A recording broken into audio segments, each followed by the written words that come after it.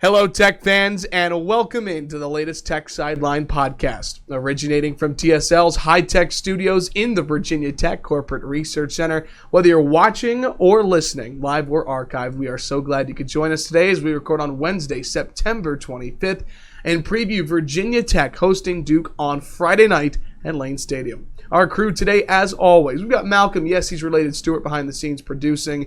On the podcast set, our managing editor, Chris Coleman, our head honcho and founder, Will Stewart, and I'm your podcast host, Evan Hughes. Thanks so much to everybody for being with us. Again, as we get you ready for Virginia Tech and Duke on Friday evening. A reminder that this week and every week, the TSL Podcast is proudly presented by the Fisher Law Firm, Virginia's trusted DUI and traffic defense firm, dedicated to defending individuals charged with traffic-related offenses. From their offices in Blacksburg and Roanoke, the Fisher Law Firm handles cases throughout the Commonwealth of Virginia. To date, the firm has defended more than 30,000 people. That number continues to grow. 1 million people. Charged with moving violations. For a free consultation, call anytime, day or evening, toll free at 1-800-680-7031 or email them at info@fisherlegal.com. We'll get to Quinn Harris. We'll get to the Blue Devils. We'll talk to Shawn King. We'll talk Hokies. But first, a couple of announcements. And first, for those that are watching the podcast, they might be wondering why Will is wearing a navy blue polo. I wouldn't call it navy blue. That's not navy. Yeah, that's just Duke blue. That's regular. Yeah, why are you wearing a Duke Why blue are you polo? wearing a Duke polo, Will? So I call this my accidental Duke shirt. I get a lot of stuff at TJ Maxx and Ross. So we're rolling through TJ Maxx one day, probably, last summer, and I see this shirt. It's a if you're watching on the video, it's a pretty cool Under Armour shirt, and I've actually got a maroon version of this shirt. So I see it and I'm like, oh man, I love that shirt. I'll get that shirt and take it home. I buy it and I get it home and I look at it and I'm like, oh, that's Duke blue. So I call it my accidental Duke shirt. So I guess if you see me around, I will wear it from time to time, but I'll definitely wear it on the podcast when we're playing Duke in football or basketball. So that's the story of why I'm wearing what looks like Duke blue. Is this a preview of your predictions to follow at the end of the podcast? Or are you trying to pull like a Corzo headgear related? No, we've actually done our preview, and the predictions are interesting. And Okay. it actually reminds me, like when Tech played Duke in Castle last year, I had this old blue winter coat that I figured out after many years I don't really like the coat, but you can remove the lining, and I really like the lining. So I was wearing the lining, and I wore it to this Tech Duke game, and at one point I'm looking at myself going, this thing is Duke blue. So I have at least 2 articles of clothing that are Duke blue. CC, do you have any accidental other school shirts or polos like that? No. Not a big fan of orange and blue. Yeah, pretty much all my stuff is maroon, orange, white, gray, or the color of one of my other teams. So no accidents here that I know of. Let's also, if you're watching on Facebook today or watching live or archived, you can see that our cover photo of the podcast is a beautiful new GMC truck owned by one Will Stewart. Congratulations, Will. New car. How do you feel about it? I feel awesome about the truck. I'm exhausted. It's been 8 days since the Miata got totaled, and it's been a very busy 8 days of trips to doctors and just dealing with trips to lawyers and dealing with a lot of stuff and trying to cram in work at the same time. But yesterday, I went down to Charlotte and I bought Darth Vader's truck. It's a 2019 GMC Sierra. It's an elevation package. And we won't spend a lot of time talking about it, but I wanted some very specific things, and I had to go all the way to Charlotte to get them. So it was really cool. I got it at Free Plug, Liberty Buick GMC down in Charlotte. They were great to deal with, and it's really different from what I used to drive. So give me a second here, and I actually want to read some texts that I sent to Malcolm the other day. So segue into something else while I look them up. I love how you said it's the Darth Vader truck. Maybe you open the door and James Earl Jones' voice kind of welcomes you to the car when you first purchase it. It is a great looking truck. Yeah, it's all blacked out with black rims, and it's just super cool. So that was a lot of fun. It's I tell people all the time I like cars. I don't work on them. I don't like them in that way. I just love to buy them and own them and drive them and all that stuff. So we've talked about how the Miata got totaled. So after I made the decision to go big and get a truck this time, so here are the texts I sent to Malcolm. In the last 20 years, I've been driving 3 cars that have been totaled by larger vehicles. As a sidebar, one of them was my fault. The other 2 were people just plowing into me. I'm done driving small cars, and the next time someone hits me, I'm going to win. Every day, I see people looking at their phones while they are driving. When one of them finally hits me, I'm going to win. I see deer all over the road at night all the time. When I finally hit one of them, I'm going to win. So this is true. This was the night of the Clemson game, what I'm about to read. The Clemson game in 2017. I'm driving back country roads on the way home that night. I ran over a raccoon with the Miata, and it did damage that would have cost over $2,000 to fix. A raccoon. If I run over a raccoon with my new truck, you won't even be able to tell. So that's where I am, and I've warned my wife I'm going to have a bit of an attitude now, and I'll try to keep it inside. So we're going to make a shirt for Chris about redshirting players, and we're going to have a shirt for Will saying, I'm going to win. ABT, always be trucking. And on the back, I'm going to win.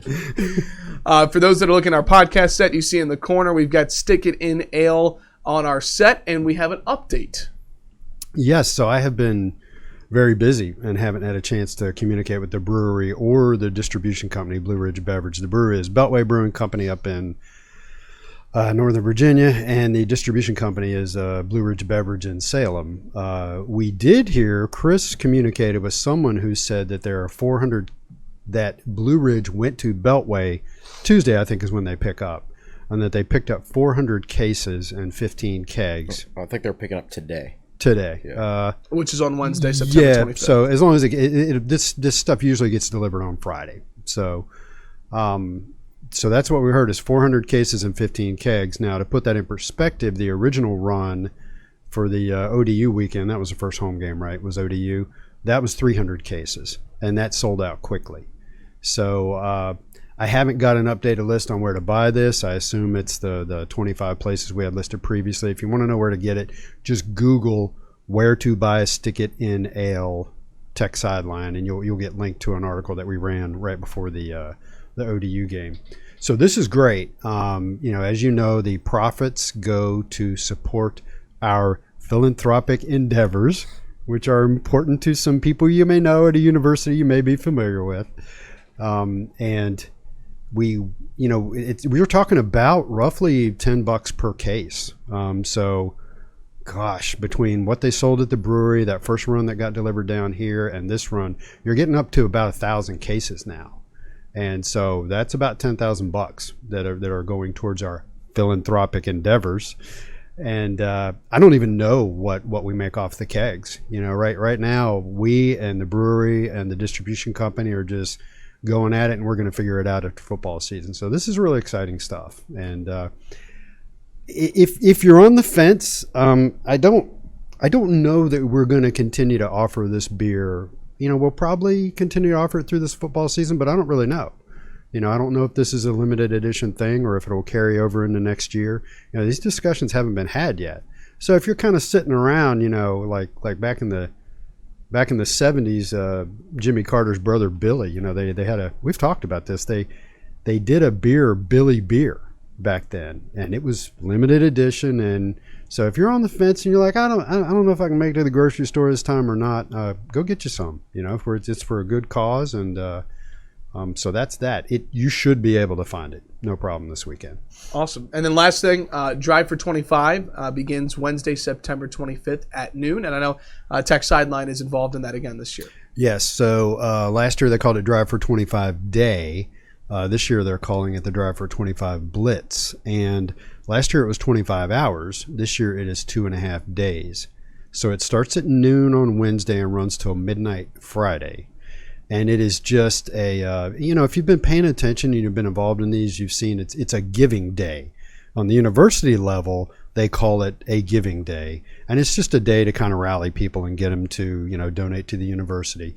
And in the case of the Drive for 25, the Hokie Club does it once a year. This is the second one they've done. And they do it to try to get people on board and get the Hokie Club count up to 25,000 members. if I have my numbers correctly, it only takes like $25. So if you're not a Hokie Club member, donate $25, $50, $100, and just come to the site. We'll have in our Twitter feed. We'll have all this publicized. And so one thing I want to add is that people are always talking about what the Hokie Club should do to raise money and add members. And this year they're doing something to my knowledge, they've never done it before, and it's pretty neat. Friday, which of course the Duke game is at 7:00 that night. Friday there will be Hokie Club personnel in every single parking lot, walking around with, and you can of course use cash or check to join, or they will also be able to take your credit card. And so look for Hokie Club people walking throughout the lot. If you're not a Hokie Club member, grab them and sign up. And you can of course call them. 231-6618, I think is their phone number. If you use that phone number and you get somebody else, say, "Oh, I'm sorry," and hang up. But I'm pretty sure that's a Hokie Club's phone number. Or hokieclub@vt.edu, I think is their email address. So Bill Lanzon and I were the head of the Hokie Club, and I were talking about this the other day, and I said, "Oh, don't get to those lots too early. Get there a little later after people have been tailgating for a while." And Bill just smiled. he said he just smiled and nodded. So anyway, look for them, and they really want to make this a big deal and Bill wants to add 5,000 people. So look for them and jump on board. Fantastic. CC, you ready to talk some football? I am. Okay, let's do this. Since Will did not update his Twitter bio, right, I am going to tease this for the end of the podcast. Today is National One Hit Wonder Day. Okay. So I know have a lot of list one-hit wonders of the top 5 from a Rolling Stones article at the end of the podcast. If you're on Facebook, start naming what you think might be in that top 5 of the biggest one-hit wonders of all time.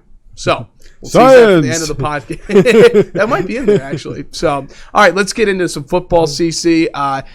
Let me first ask this. How important was the bye week for Virginia Tech to get guys healthy like Zach Hoyt and Damon Hazleton? I mean, I think the timing of the bye week was very, very good. It doesn't mean those guys are going to play on Friday, but it does mean they're closer to getting back, I think. And they're 1 week closer to getting back without Virginia Tech playing a game. Yeah. So Virginia Tech badly needs to get Hazleton back, specifically for this game.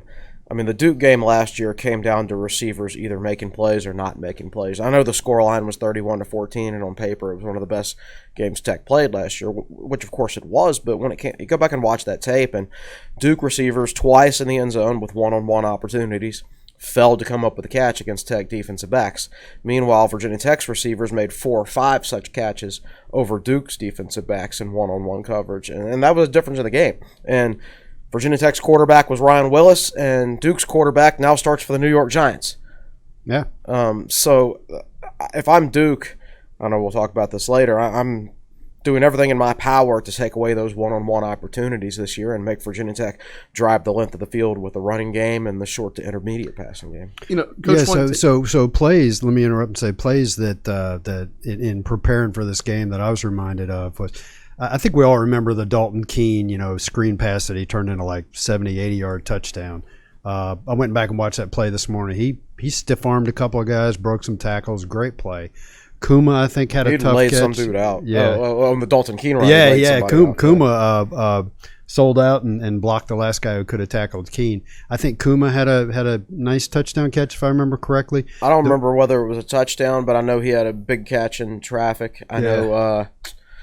I know Trey Turner went up over a defensive back and caught a pass. And Phil Patterson caught one. Yeah, the play I'd forgotten about was where Phil Patterson went up in the end zone with a Duke defender and knocked the guy's helmet off and made the catch. We've got a good picture of that. I should probably I've already put it in the we haven't run the preview yet, but I've put that picture in the preview. It's you can't see Patterson, but you can see the Duke guy with his helmet flying off. So Chris is right. A lot of big plays made by receivers and Dalton Keene. Yeah, neither team could run the football. So it just came down to receivers making plays, and Tech's did, and Duke's did not. Which might lead into our preview just a little bit later when we talk about Duke. I want to talk more about guys like Zach Hoyt and Damon Hazleton. Coach Fuente at the press conference basically saying a lot of those guys are day-to-day. What are the chances, in your opinion, that Damon Hazleton plays Friday versus Duke? I'd just be guessing. I don't. Sure. I know nothing. My gut feeling is it's just trending downward. Yeah, I agree. You know, and I don't. There's not any particular reason I say that. You know? Yeah. So I don't know. I don't know how a hamstring injury that occurs in early August isn't okay by the end of September. Fuente's very protective of his players from that standpoint. He doesn't want to put them in a position to be criticized. Even if they're in his doghouse, he won't say so. Right. You know, so we don't. There's a lot of rumors circulating around why Damon Hazelton has or hasn't played.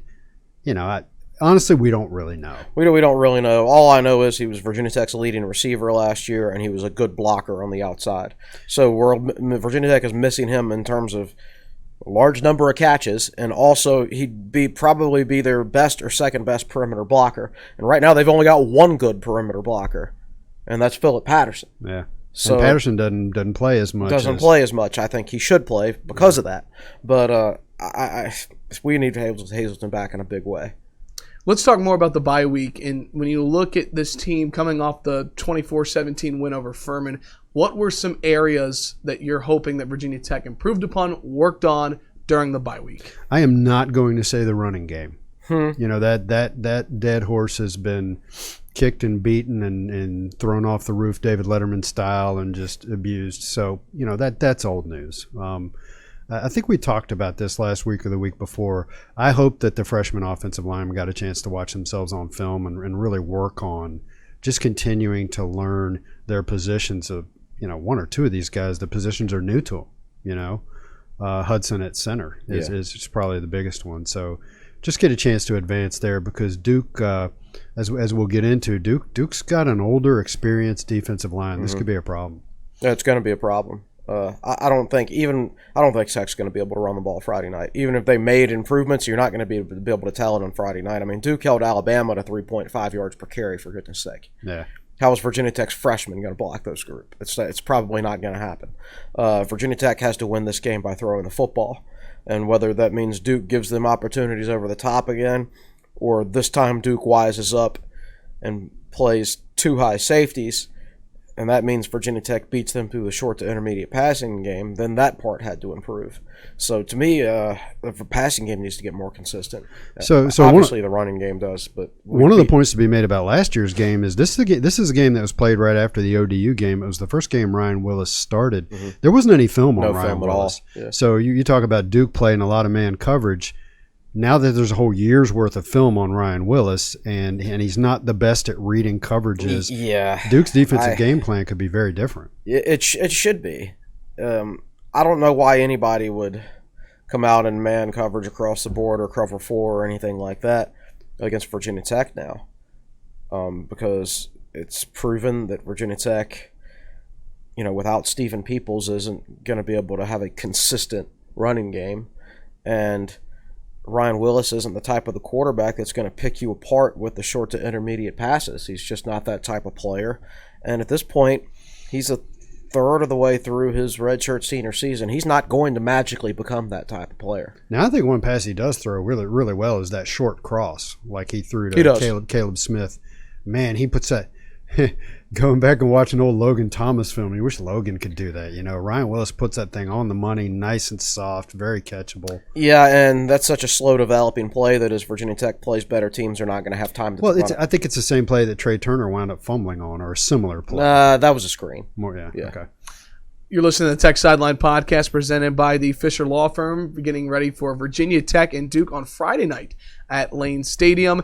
Let's talk about Willis. I planned for this. You look at his numbers last year against Duke, and you guys alluded to it. Fantastic. 17 of 27, 332 yards, 3 touchdowns, and no picks. What did Virginia Tech do that day to make him successful? What can they take from that game and try to apply this Friday against Duke? It depends on how Duke plays them. I think you can take a level of confidence that you beat Duke by 17 on the road last year.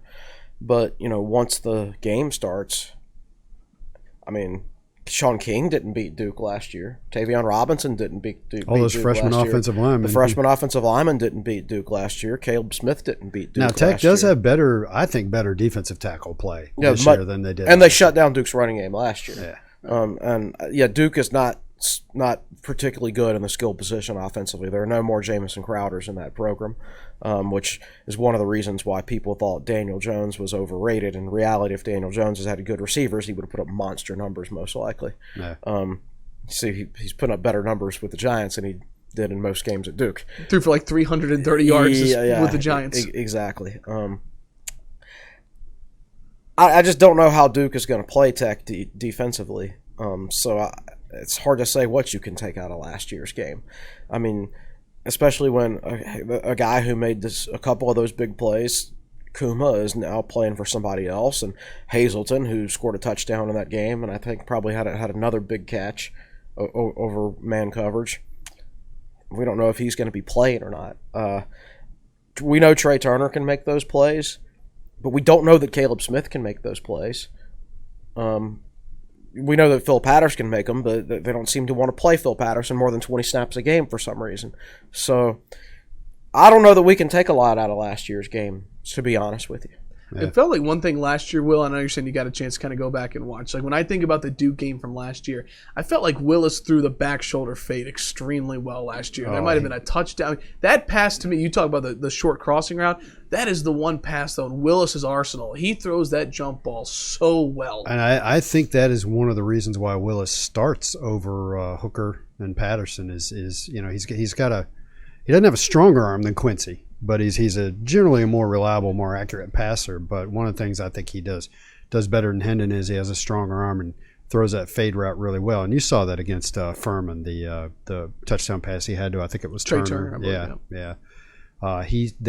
That was arguably the best game he played. I think if you go look at his passer ratings, he had other games where his passer rating was higher. But I remember,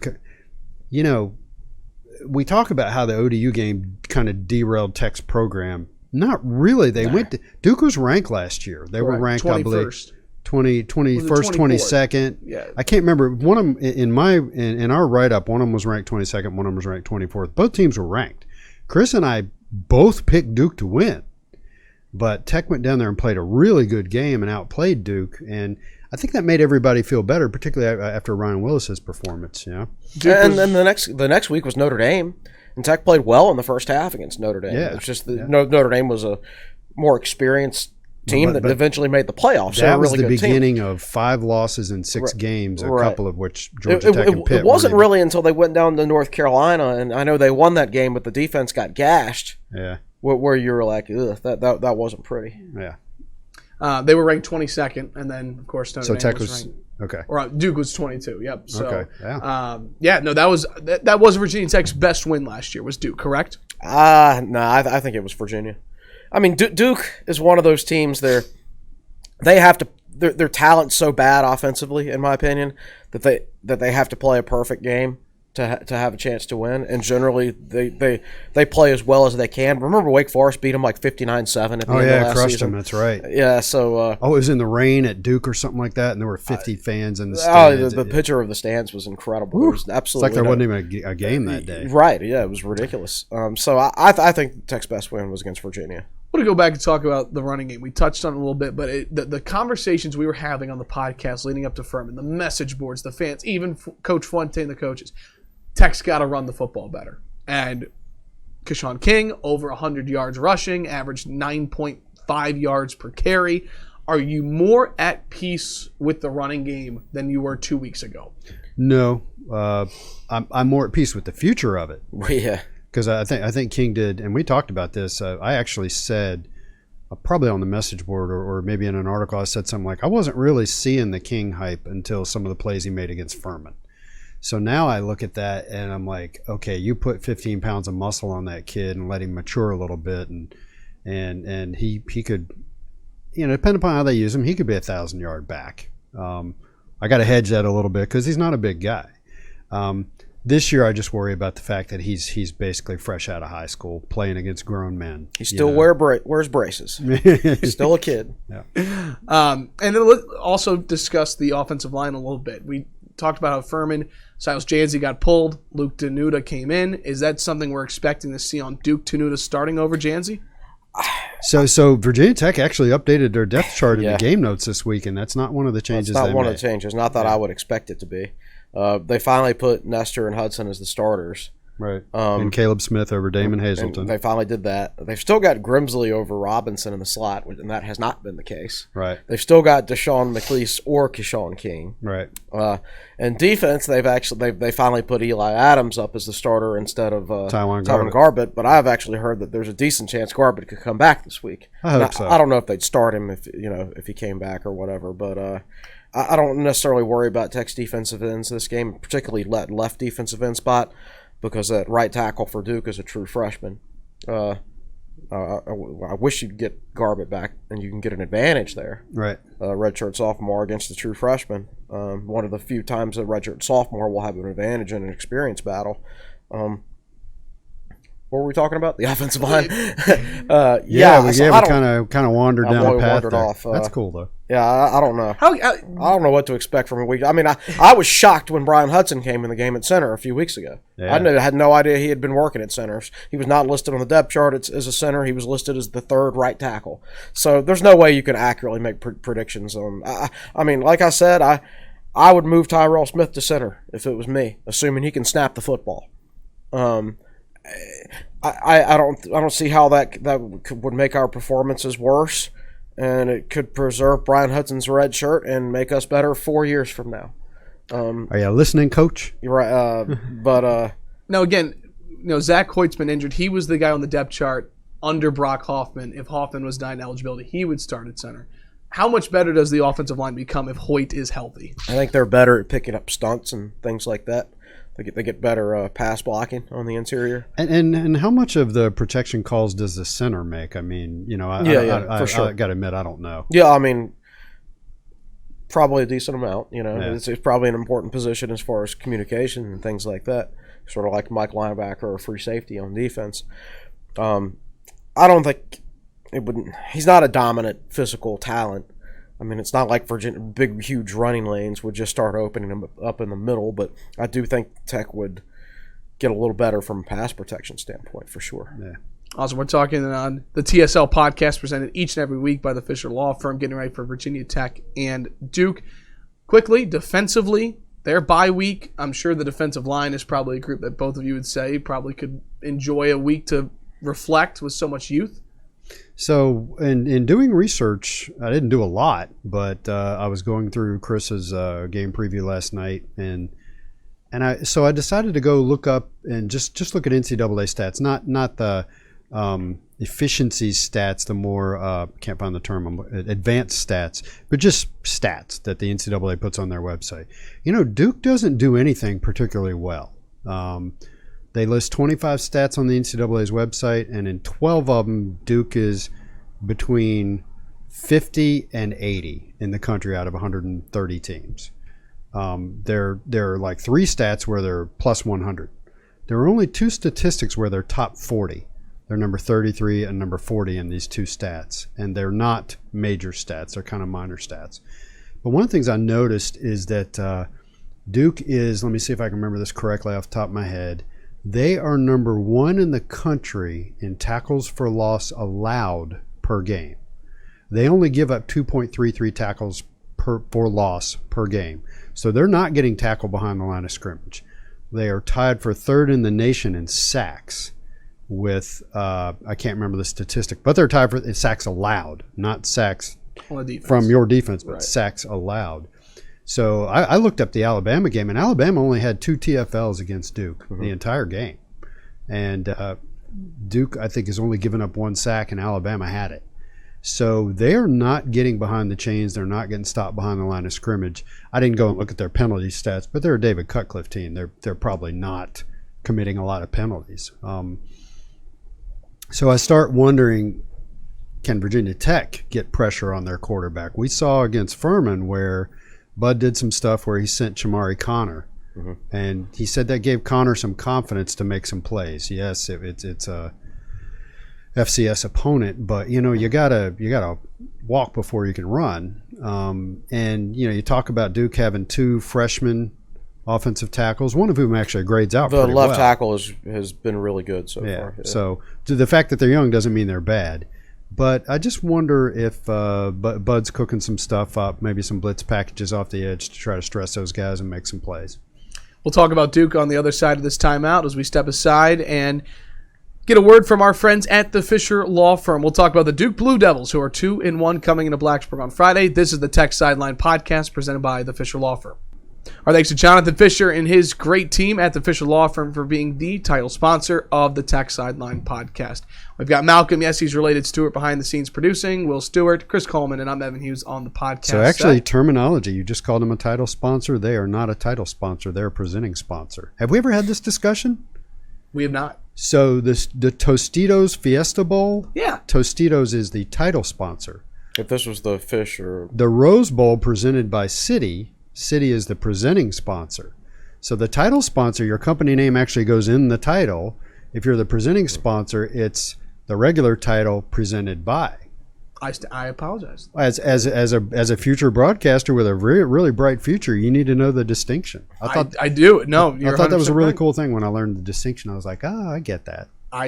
There we are, presenting sponsor. Yes, and every if they were the podcast, title sponsor, it'd be called the Fisher Law Firm Tech Sideline Podcast. Learning something new every day. There we go. I've been at this a while. No, you have. yes. Look, let's dive into Duke, guys. The Blue Devils. We've kind of talked about them already, but let's take a little bit of a deeper dive there.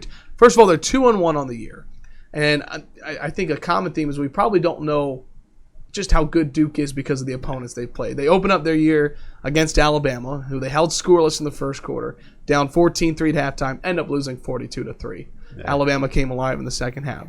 Then they beat North Carolina A&T 45-13, knocked off Middle Tennessee State 41-18. Mm-hmm. So is it fair to say that we really don't know how good Duke is? I think that's fair. And Chris, absolutely fair to say about most teams at this point in the country after 3 games. Yeah, particularly when you consider the level of competition most of them played. But Chris has done his homework on Quinn Harris and his performance against the good teams versus. Yeah, I don't have the numbers right in front of me, but in his starts, in his 2 career starts against Power 5 opponents, he's completed fewer than 50% of his passes. He went, I think, 12 of 22 against Alabama, but last year against Baylor he was 12 of 30. And so this is dating back to last year. Yeah, when he replaced the injured Daniel Jones early in the season. He puts up huge numbers against FCS competition and Middle Tennessee, which I think ranks 114th in the country in total defense. I think he's really well coached, obviously, with David Cutcliffe. He's a redshirt senior, right? Yeah, he's a redshirt senior now. He's very experienced. But he's just, I think he's limited when it comes to the passing game. Yeah. Duke's offense doesn't scare me. The triple option that they're running some this year, that scares you. But it's good that Virginia Tech just played Furman, and they just saw some of those same elements in the Furman game. So they've really been preparing for some of the same thing 2 weeks in a row, and that always helps. So it'd be like, if you played Navy the week before you played Georgia Tech, which earlier in the season. Yeah, everybody who had to play Georgia Tech on a regular basis was actually interested in scheduling Navy. I was interested in scheduling for Navy, that reason. But back under Paul Johnson. Exactly. So that helps. I don't fear Duke's talent level on offense. I don't think they'll go out and beat Virginia Tech man versus man. Obviously they're really well coached, so that concerns you.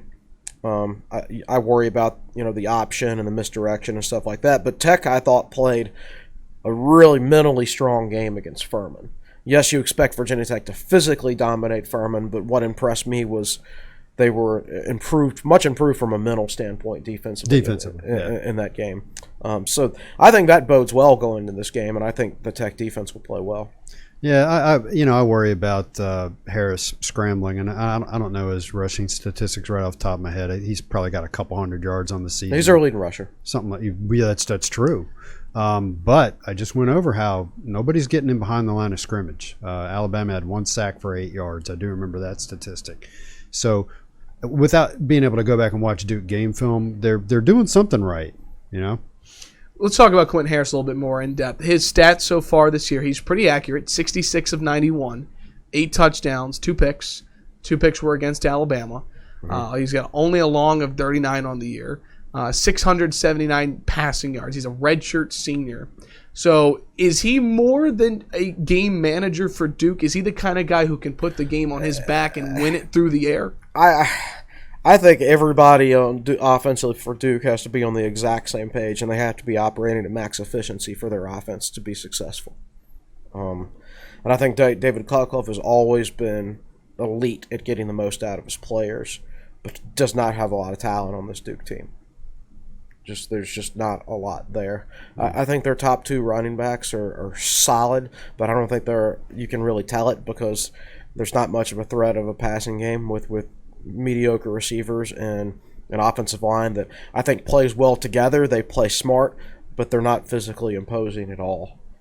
So it's just they're limited from a talent standpoint on offense. I think they get the most out of that talent, but I don't see them going on like a 14-play, 85-yard drive in the fourth quarter to beat Virginia Tech. I don't think they're that type of offense. Yeah.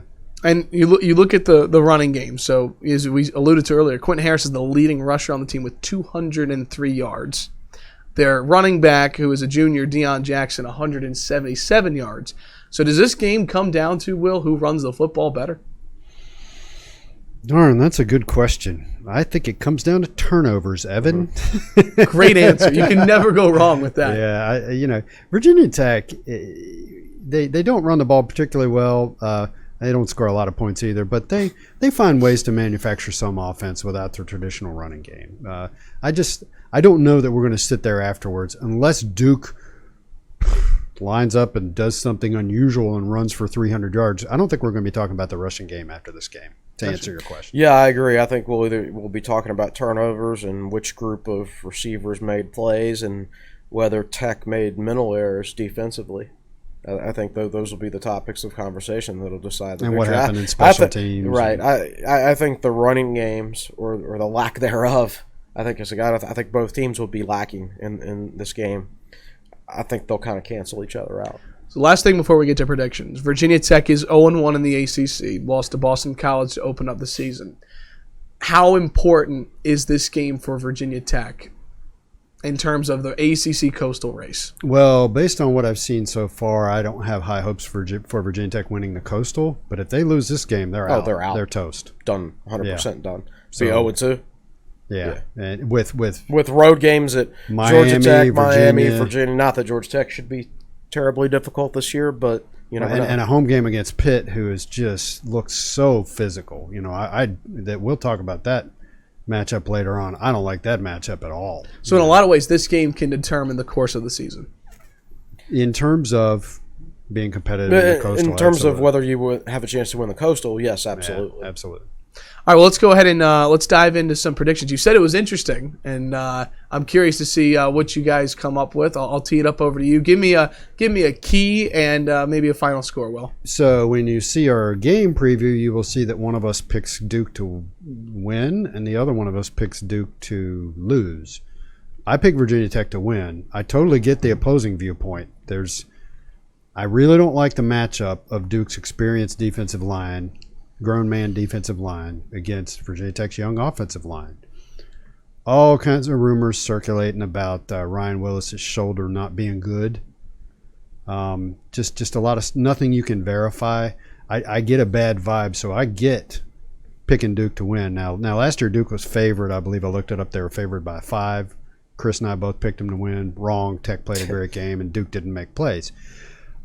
This time around, I looked up this morning, and betting sites always confuse me because I don't bet, but I believe the Hokies are favored by 3.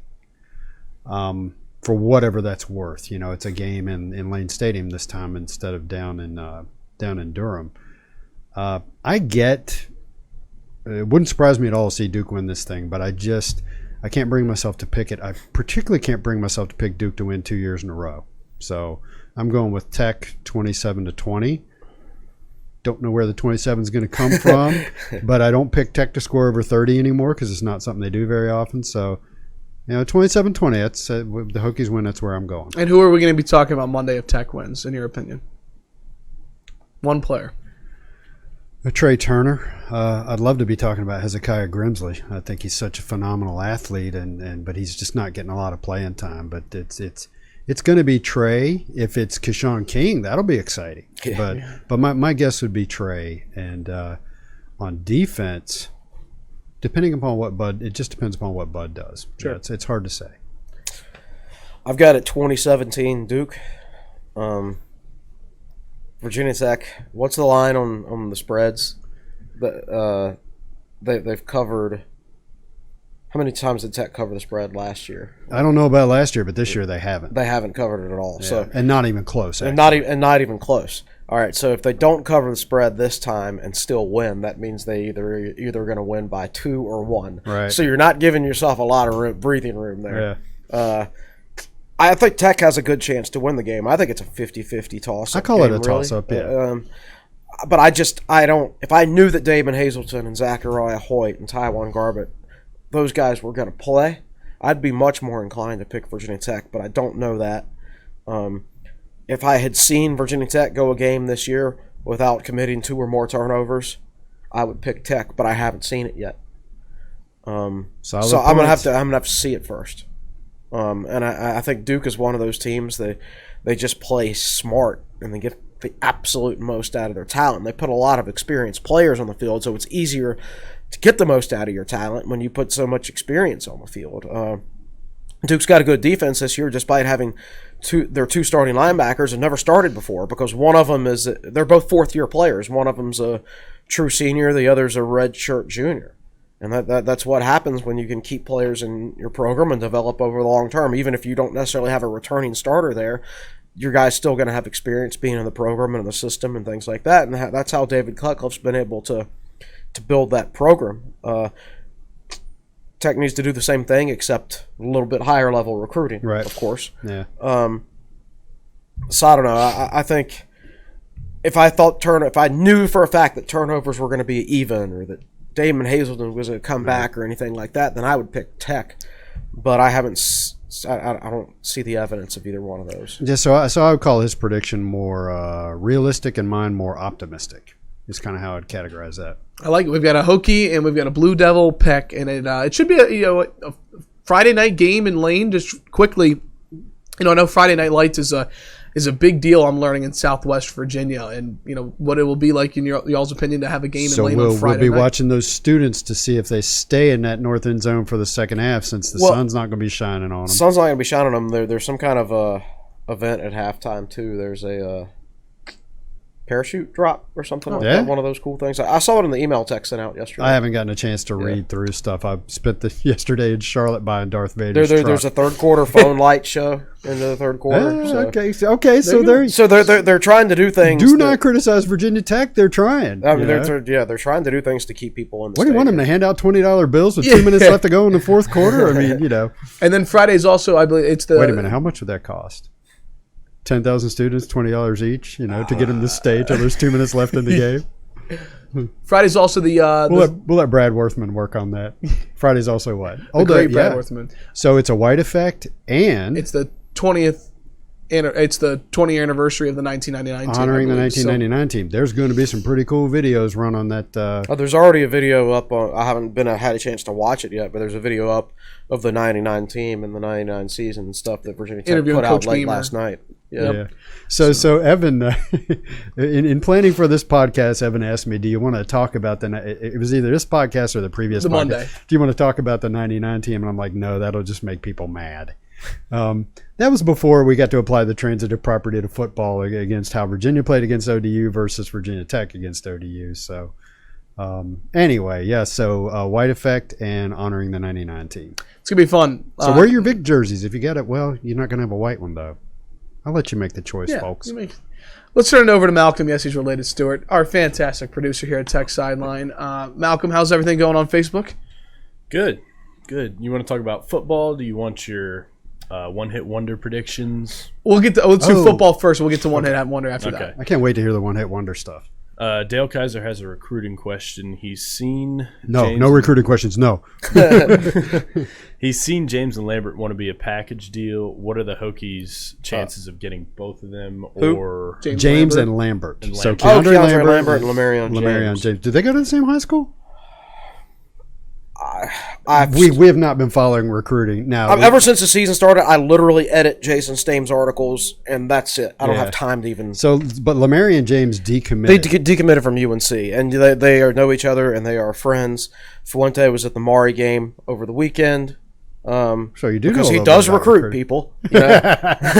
He's a very engaging personality he- who works hard at recruiting. Right. So I think if they do go to the same school, it'll probably be Virginia Tech. I don't even know what position Lamarion James plays. Cornerback. Corner. Corner. So you got to. No, Virginia doesn't produce quarterbacks. Yeah, well, you got that point. And yeah. The guy in Northern Virginia that's coming in 2021. and Lambert. Excuse me, the 757. And Lambert's a pretty highly rated receiver. Oh, he's right? our top player on the board. Yeah. He's Cam Chancellor's cousin. He's been considered a Tech lean, although some say no. He's supposed to visit this week for Duke. So, yeah, I mean, Tech has a chance to land both of those guys. I would say at this point I would put them as probably the favorite for James.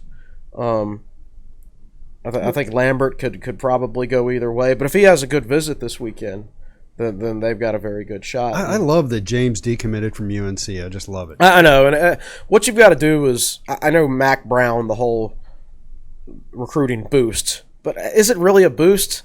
I'm not sure that it is. It's a boost over like the last year of Larry Fedora, but that's it. I don't know. If you look at the charts Ox produces for where the coastal recruits are ranked, I think UNC looks pretty good. Because they've had 2 decommits like in the last couple of weeks.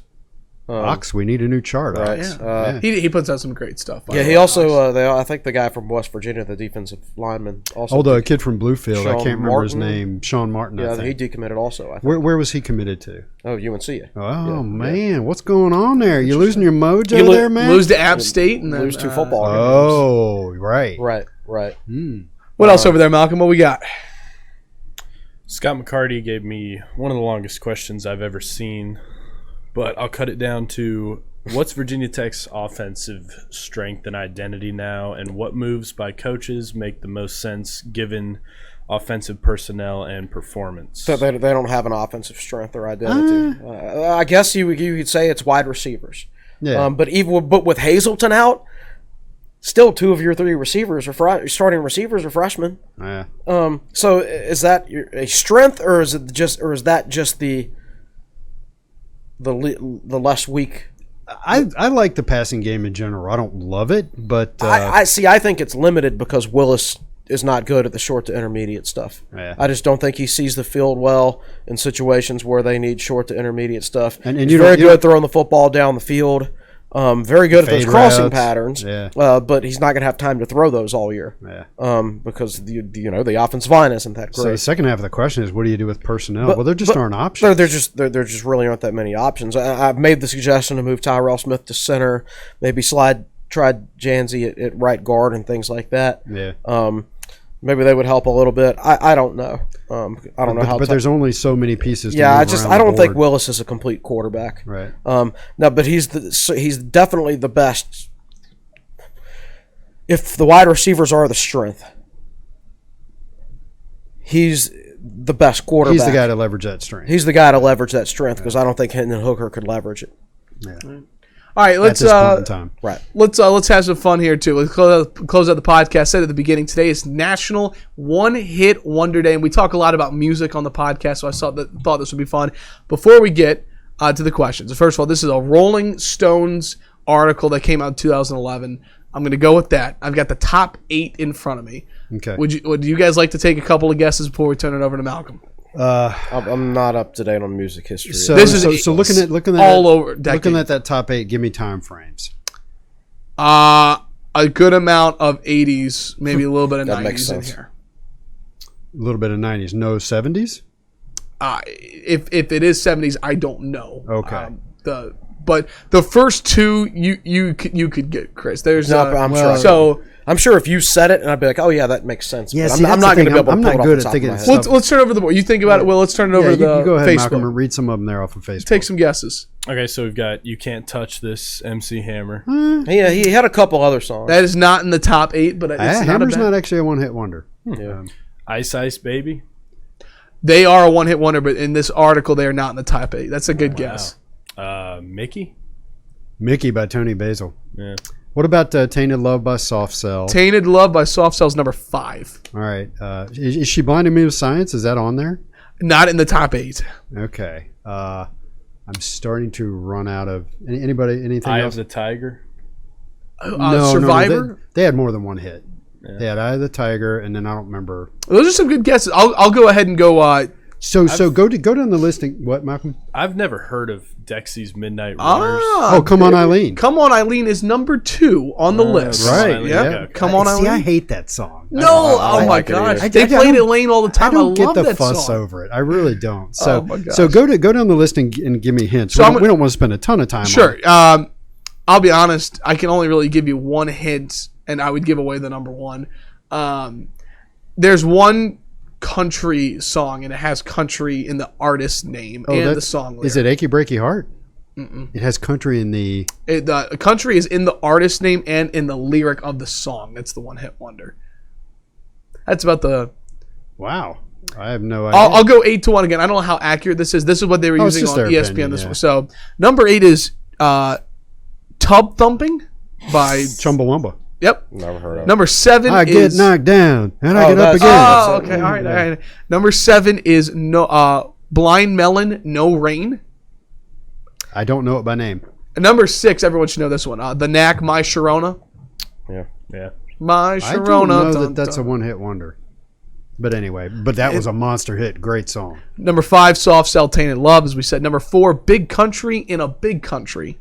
No, come on. When you said it was in the band name and in the song title, I thought, well, Big Country, Dream by Big Country. No. Okay, I love the song. Don't get me wrong, but I'm not sure I'd name it one of the top 5 one-hit wonders of all time. Number 3 is Norman Greenbaum, Spirit in the Sky. Okay, that's interesting. What, Malcolm? Is Rick Astley on there? Never gonna give Never you up. gonna It's not. give you up. That's a great song. Number 2 is Dexy Midnight's Runners. Come On, Eileen. And the number 1, I think this was pretty. Well, I listen to a lot of 80s. Number 1 is Aha, Take On Me. I think that's a fairly reasonable number 1. That's tough because you say that, and I immediately think The Sun Always Shines on TV was a decent hit for them. So you start getting into these arguments about how do you categorize Sure. a one-hit wonder, and there are true one-hit wonders, and then some of them you're like, well, they did have 1 or 2 other songs that I remember, So Anyway, I thought that was a fun way to. solid. I would go Marcy Playground, Sex and Candy. That was okay. That's a I was one-hit reading a wonder. different article earlier. That was on a different one. I just Okay. went with the Rolling Stones. How about I'm Too Sexy by Right Said Fred? That is a true one-hit wonder. Okay. Yeah. Hey, these I'm are all. too sexy for my podcast. But Ice Ice Baby was a good one. I'm surprised that was not. That's on there. excellent. That was Yeah, All yeah. right. Well, listen. That's going to wrap it up. Just under an hour today on the podcast. Virginia Tech and Duke on Friday. Be sure to drink some Stick It In Ale if you're of age. Support Tech Sideline, and we'll be back on Monday recapping Tech and Duke.